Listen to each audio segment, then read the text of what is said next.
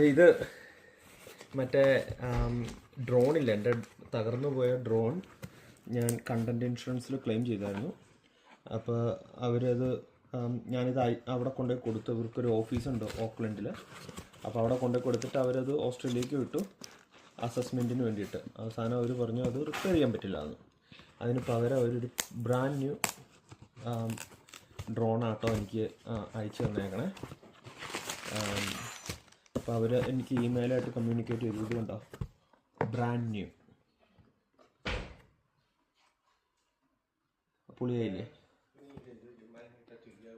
അപ്പോൾ അത് റിപ്പയർ ചെയ്യാൻ പറ്റുമായിരുന്നെങ്കിൽ അവരത് റിപ്പയർ ചെയ്ത് തന്നേനെ. പക്ഷേ അതിന് പകരം ബ്രാൻഡ് ഡ്രോൺ എനിക്ക് കിട്ടി. അപ്പോൾ അത് ശരിക്കും പറഞ്ഞാൽ കണ്ടൻറ് ഇൻഷുറൻസ് ക്ലെയിം ചെയ്ത് വർത്താണ്. എനിക്കൊരു ഡൗട്ട് ഉണ്ടായിരുന്നു അത് വർത്താണോ ഇല്ലയോ എന്നുള്ളത്. പിന്നെ വേറൊരു ഇതും കൂടെ ഉള്ളതെന്ന് പറഞ്ഞിട്ടുണ്ടെങ്കിൽ DJI Mini 3 ഇത് മൊത്തം സ്റ്റോപ്പ് ചെയ്യുക.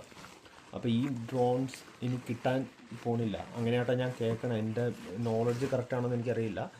അപ്പോൾ ഈ ഡ്രോൺസിനൊരു പ്രത്യേകതയുണ്ട്. ഇത് ഭയങ്കര ലൈറ്റ് വെയ്റ്റ് ആയിട്ടുള്ള ഡ്രോൺസാണ് ഈ കാറ്റഗറിയിൽ.